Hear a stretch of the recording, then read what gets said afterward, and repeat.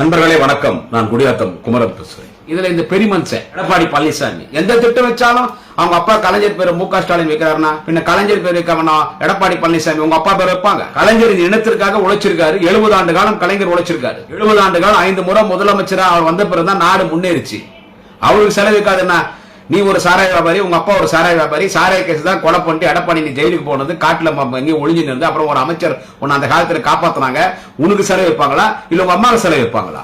ஆட்சி பொறுப்பில் இருக்கும் பொழுதே ஊழல் செய்துவிட்டு 2 முறை சிறைக்கு சென்றவர், 2 முறை சிறை தண்டனை பெற்றவர் ஜெயலலிதா. துண்டு சீட்டுன்ற நீ என்ன அப்படி நினைவாற்றலாம்? ராமாயணத்தை யார் எழுதுனா சேக்கிலியார் எழுதுனா பேசின அறிவாளிகள் நீங்க. உன்னுடைய சவாலுக்கு பதில் சொல்லுவேன். என்னோட ஒரே ஒரு மேடையில் விவாதிக்க தயாரானே எங்க மாண்புமிகு அண்ணன் துணை முதலமைச்சர் நாளைய தமிழக வாலிப கலைஞர் அண்ணன் உதயநிதி ஸ்டாலின் கூப்பிடுறாரு. எடப்பாடி நீங்க வர தயாரா?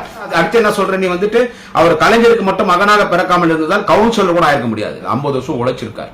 நீங்க எப்படி நீ சசிகலா கால மட்டும் உழாம சசிகலா கால நக்காம இருந்தா, சசிகலா கால் செருப்பு நக்காம இருந்திருந்தா, சசிகலா கால கெட்டியா மேடைக்கு கீழே தவந்து போய் முட்டிக்கால் போட்டு போய் சசிகலா கால கெட்டா பிடிச்ச அம்மா அம்மா சின்னம்மா சின்னம்மா சின்னம்மா சின்னம்மா அம்மா அம்மா சின்னம்மா சின்னம்மா சின்னம்மா சின்னம்மா சின்னம்மா சின்னம்மா உங்களோட அம்மா ஆக்குறோம்னு நட்ராஜனாலே முட்டிக்கால் போட்டு அந்த சசிகலா அம்மா ஆக்க முடியல. நீங்கள்லாம் சசிகலா அம்மா ஆக்குறேன்னு சசிகலா கால கெட்டியா பூச்சின்னு சசிகலா கால நக்கி சசிகலா கால் செருப்பு நக்கி நீ அந்த சசிகலா கால் செருப்பு போட்ட பிச்சை எடப்பாடிக்கு முதலமைச்சர் பதவி, சசிகலா கால் போட்ட பிச்சை எடப்பாடி முதலமைச்சர் பதவி. நீ இவரை பார்த்து நீ கலைஞர் புள்ளையா இருந்தா நீ கவுன்சிலர் முடியாது. யோ பார்த்து மரியாதையா பேசியா? எந்த இடத்துல எங்க தலைவர் கலைஞர் தளபதியை முன்னிலைப்படுத்தல. 14 வயசுல முடித்திருத்தும் கடையில இளைஞர் திமுக தொடங்குறாரு.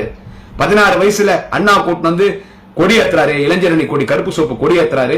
தேர்தலில் நிக்கிற நான் இன்னும் கிளை செயலாளர் வந்து பொந்து பொருத்தனான்ற எடப்பாடி தலைவர் தளபதி அவர்கள் தேர்தலில் நின்று வட்ட பிரதிநிதி, மாவட்ட பிரதிநிதி, பொதுக்குழு உறுப்பினராக ஜெயிக்கிறாரு. மதுரை ஜான்சி ராணி பூங்காவில் இளைஞரணி ஐவருக்குள்ள ஒருத்தரா வராரு. இளைஞரணி செயலாளர் 1 வருஷம் மிஸ்ஸால் இருந்தார்.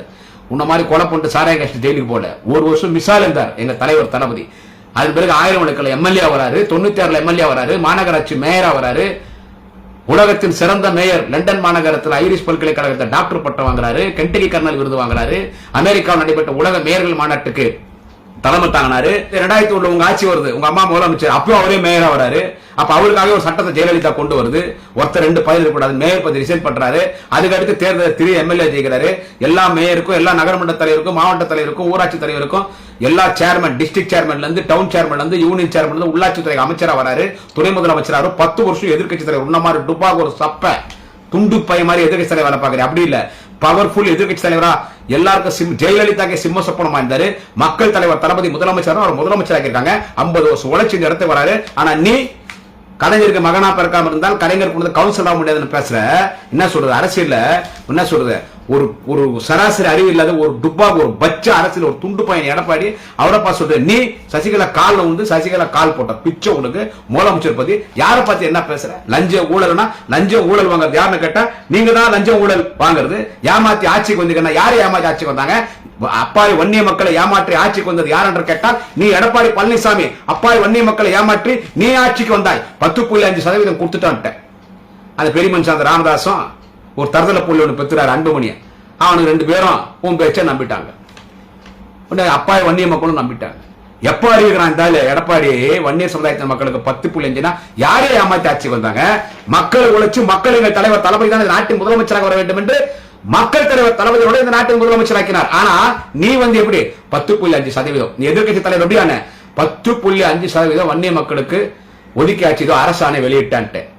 கரெக்டா தேர்தல் கமிஷன் தமிழக சட்டமன்ற பொது தேர்தல் அறிவிக்கிறதுக்கு 2.5 மணி நேரம். நல்ல கவனிங்க சார்.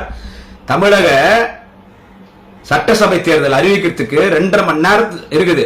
நீ 10.5% வன்னியருக்கு ஒதுக்கி ஆட்சி அரசாணை வெளியிட்டு 2.5 மணி நேரத்துல தேர்தல் கமிஷன் சட்டமன்ற தேர்தல் அறிவிச்சிச்சு. உன்னை ஒரு டாக்டர் ராமதாஸ் தான் பொட்டிமணி அன்புமணி நன்றி உன்னை அப்பாய் வன்னிய மக்களோ எடப்பாடி 10.5 கொடுத்தார். பூரா ஓட்டு போட்டான். ஒரு 20 வன்னிய தொகுதியில் ஜெயிச்சிட்ட எதிர்கட்சி தலைவர்கிட்ட. நீ ஜெயிச்ச உடனே கோர்ட்டு போனாங்க. அது இல்லன்ட்டான். எப்படி நீ கொடுக்க முடியும்? அதுக்கெல்லாம் வேலை பார்க்கணும். 1.5 வருஷம் அந்த வேலை, அந்த ஜாதி வாரி கணக்கெடுப்பு எவ்வளவோ. அதனாலதான் இப்ப நமது அரசு வந்து ஒரு வருடம் அவகாசம் கேட்டிருக்கு. சும்மா அறிவிச்சிட்டா மக்கள் வன்னிய மக்களை ஏமாத்தி வன்னிய மக்கள் ஓட்டு வாங்கின ஏமாற்று பேர்வழி யார் என்று கேட்டால் நீ எடப்பாடி பழனிசாமி. நீ யாருப்பா சொல்ற? நீயே பத்திரிகை போயிட்டே துண்டு சீட் பார்த்தானே சொல்ற. படிச்சுக்கிட்டு இருக்கிற ஒரு முதலமைச்சர்னா குறிப்பு எடுத்து பேசணும். நான் சொல்றேன் எடப்பாடிக்கு புறம்போக்குத்தனமா பொறுக்கித்தனமா பேசக்கூடாது. வந்து பல கோடி கடன், பல லட்சம் கோடி கடன் வாங்கி அதுல திட்டத்தை ஆரம்பிச்சு அதுக்கு கலைஞர் பேர் வைக்கிறீங்களே. நீங்க இந்த ஆட்சி பொறுப்புல இருந்து போகும்போது கஜானாவே காலியாச்சு. 7 லட்சம் கோடி கடன் வச்சுட்டு போயிட்டு எடப்பாடி 7 லட்சம் கோடி கடன் வச்சு அந்த 7 லட்சம் கோடி கடன் வாங்கி என்ன திட்டத்தை கொண்டு வந்த? ஒரு மயில் திட்டத்துக்கு கொண்டு வரல. அதுக்கு அந்த ஐவேஸ்க்கு பிடபிள்யூடி கலைஞர் வேலையை ஒதுக்கிறேன்னு சொல்லி அதுக்கு கிட்டத்தட்ட எவ்வளோ லட்சம் கோடி கடன் வாங்கின்னு ஊழல் கொண்டு போயிட்டேன். அந்த 7 லட்சம் கோடி திட்டவங்க நாங்க. எனவே எந்த வகையிலும் தலைவர் தளபதிகளை குறை சொல்வதற்கு உனக்கு தகுதி கிடையாது. கூட்டணி ஆட்சி வரும், நாங்க தான் 2006 நான் வாரிசு அரசியலுக்கு முற்றுப்புள்ளி வைக்கிறேன் அது இதுன்னு பேசுறல. 2026 வாமன் எடப்பாடி வா. அநேகமா நீ எதிர்கட்சி தலைவரா இந்த ஒரு வருஷம் இருப்பான்றதே தெரியாது. ஏன்னா பூரா பேர் ரெடியாகிறோம். வேலுமணி, வீரமணி, அந்த வோடபோன் அச்சுடாக ராஜேந்திர பாலாஜி, என்ன உதயகுமார், சிவி சண்முகம், கேபி முனுசாமி, சசிகலா உள்ள கூப்பிட்டு வரணும்ன்றாங்க. நீ வேணான்ற. தீபாவளிக்கு சசிகலா எல்லா எம்எல்ஏக்கு 2 கோடி கொடுத்துச்சு, நீ 2 கோடி கொடுத்த. ஆனா உண்மையிலே ஆளுங்கட்சி எம்எல்ஏ திமுக எம்எல்ஏங்கிறாங்கல்ல அத்தனை பேரும் வட்டி கட்ட முடியல. இந்த விழுப்புரம் எம்எல்ஏ கோர்ட்டுக்கு போனாராம், கடன் வாங்கிட்டு கட்ட முடியாம, வட்டி கட்ட முடியாம. இன்னைக்கு திமுக எம்எல்ஏ நிலமா அதான். திமுக மந்திரிகளே வட்டி கட்ட முடியல. இங்கெல்லாம் சம்பாதிக்க முடியாது. இங்க மக்களோட தளபதி ஒழிச்சுக்கிட்டு. ஆனா கோடி கோடியா எடப்பாடி தன் பதவியை காப்பாற்றணும் கோடி கோடியா கொடுக்குறான். தான் சசிகலா என்ன கட்சிக்குள்ள கூப்பிட்டு அது கோடி கோடியா கொடுக்குது. இதெல்லாம் எங்கண்டா வச்சு இதெல்லாம் பணம் உங்களுக்கு? டே ஏன்னா அந்த பணம் எல்லாம் வேண்டாம் வச்சு. திருட்டு பசங்க நீங்க தானே திருநீங்க, எங்களை பார்த்து சொல்றீங்க லஞ்சம் வாங்குறாங்க. 2026 ஃபுல் மெஜாரிட்டில 200க்கும் மேற்பட்ட தொகுதியில திராவிட முன்னேற்ற கழகத்தின் கூட்டணி வெற்றி பெறும். தலைவர் தளபதி தான் முதலமைச்சர், எங்க அண்ணன் உதயநிதி தான் துணை முதலமைச்சர். எதிர்காலத்தில் எங்கள் வாலிப கலைஞர் மாண்புமிகு உதயநிதி ஸ்டாலின் தான் முதலமைச்சர். என்ன சொன்னா உதயநிதி கூப்பிடுறாரு, நான் சவாலுக்கு தயார், வரையா கூட சவாலுக்கு சொல்லி போறதானே. எங்க அண்ணன் உதயநிதி ஸ்டாலின் மாண்புமிகு துணை முதலமைச்சர், நாளை தமிழகம். எங்க அண்ணன் உதயநிதி ஸ்டாலின் கால் செருப்பு தூசிக்கே நீ எடப்பாடி சமம் கிடையாது. நான் இப்படிதான் பேசுவேன், மரியாதை பேசுறியா? துண்டு சீட்னு பேசுற முதலமைச்சர் வரைக்கும் நான் ஒண்ணு பேசுறதே கிடையாது. என்ன மயிறு நீ? அப்படியே அலெக்சாண்டர் படைவரிசையில பார்த்தா 50,000 பேர் அலெக்சாண்டர் படைவரிசையில வீரர்கள்.